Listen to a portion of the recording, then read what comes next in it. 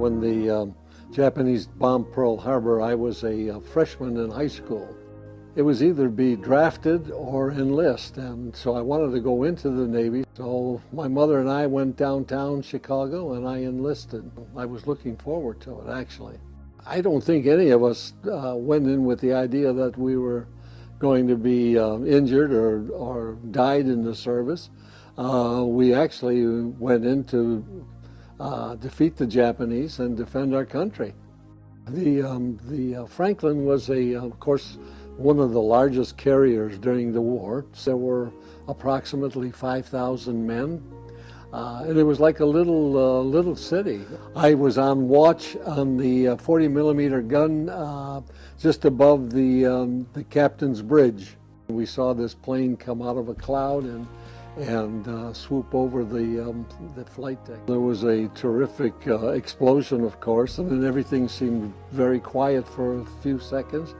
And then we started to get smoke over the gun, so we had to lay down on in the gun tub to stay away from the smoke. The problem was that that morning it was 7 o'clock when the first group of planes started to leave, and the rest of them were on the flight deck all ready to go. And when the bombs hit, all of those planes started to explode. And of course, we could hear the explosions where we were. We finally did climb down to the flight deck, and we're going back and forth fighting fires. There was a lot of heroism, men carrying wounded up to the flight deck. There were burn victims and many dead. So it was not a very good sight.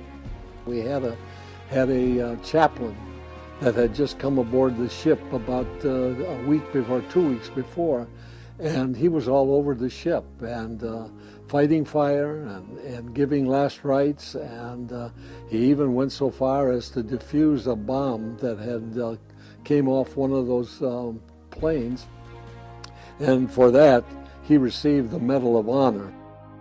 Now, the captain never gave the order to abandon ship. How did you feel about that? He was determined to save the ship because of the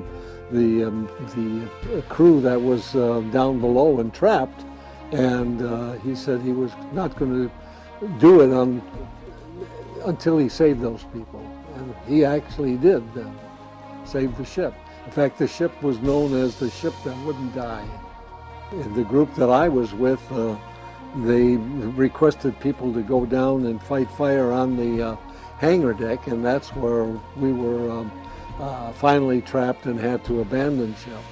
We were able to swim over, climb up a rope ladder, and go get aboard the Santa Fe. They dropped us off in Pearl Harbor and assigned us to various naval air stations on the island.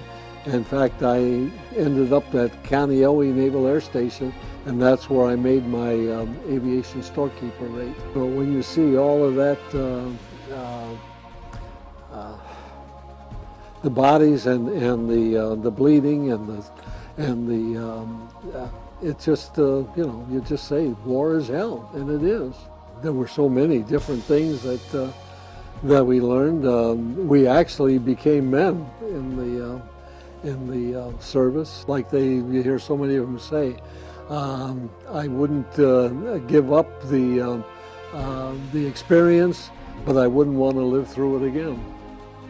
We would hope that they would continue to teach this history in the schools, so that the young people would not forget about the greatest generation and the things that people had to put up with during the war. So not only those in the service, but those at home.